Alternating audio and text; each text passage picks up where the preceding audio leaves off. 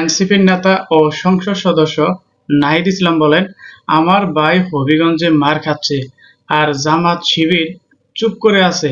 জামাত শিবির আমাদের একজনকেও পাশে পায়নি। অর্থাৎ আমাদের ভাইগুলো যখন মার খাচ্ছে তখন কোনো প্রকার জামাত শিবির একজনকেও আমরা পাশে পাইনি, এরকম একটি আক্ষেপ করে নাহিদ ইসলাম বলেন, আসলেও এই মুহূর্তে একটা বিবৃতি দেওয়ার দরকার ছিল, কেননা তাদের উপর নৃশংসভাবে হামলা হয়েছে। আওয়ামী লীগের মতো বিশাল দলকে মোকাবেলা করবেন, ভারতের মতো বিশাল দেশকে মোকাবেলা করবেন, আবার জামাত ও এনসিপিকেও মোকাবেলা করবেন। এগুলো মোকাবেলা কি জনগণের মাত্র 30 থেকে 35% সমর্থন নিয়ে করতে পারবেন? আরেকবার যখন ক্ষমতার বাইরে যাবেন তখন বুঝবেন কেমন লাগে। এরকম একটি বিবৃতি দিয়েছেন মোহাম্মদ শাহাবুদ্দিন লালটু, সাবেক সভাপতি ছাত্রদল। তার কথাতে কি আপনারা একমত? তাহলে অবশ্যই আপনার মতামতটি কমেন্ট বক্সে জানিয়ে দিন। দেশের অর্থনৈতিক ও সামাজিক দেশকে এগিয়ে নিতে প্রধানমন্ত্রী তারেক রহমান দিনে 24 ঘন্টার মধ্যে 18 ঘন্টায় কাজ করে বলে জানিয়েছেন বিএনপির মহাসচিব মির্জা ফখরুল ইসলাম আলমগীর। তিনি বলেন, দেশকে কিভাবে আরো এগিয়ে নেওয়া যায়, কি ধরনের পরিবর্তন আনলে জনগণের জীবনযাত্রার মান উন্নত হবে, এসব বিষয় নিয়ে প্রধানমন্ত্রী সবসময় চিন্তা করেন।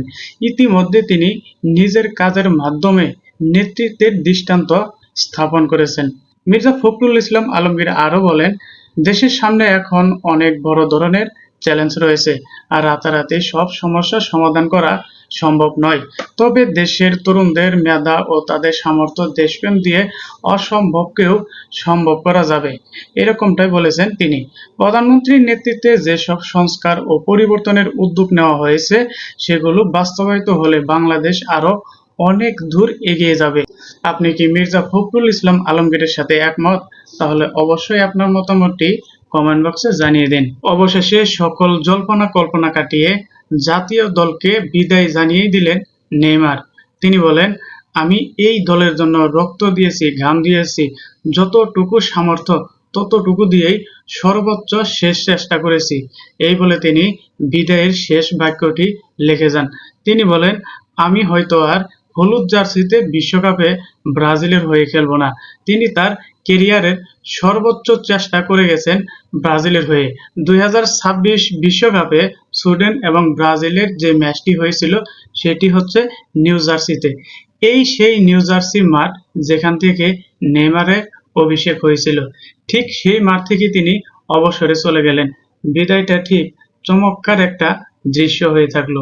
এই নেইমারের অল্প বয়সে জাতীয় দল থেকে অবসর ঠিক আপনারা কিভাবে দেখছেন সেটা আপনার মূল্যবান মতামতটি আমাদের কমেন্ট বক্সে জানিয়ে দিবেন। সেই সাথে শেষ করছি আজকের সংক্ষিপ্ত আপডেটগুলো। পরবর্তী আপডেট পেতে আমাদের সাথে থাকুন। ধন্যবাদ সবাইকে।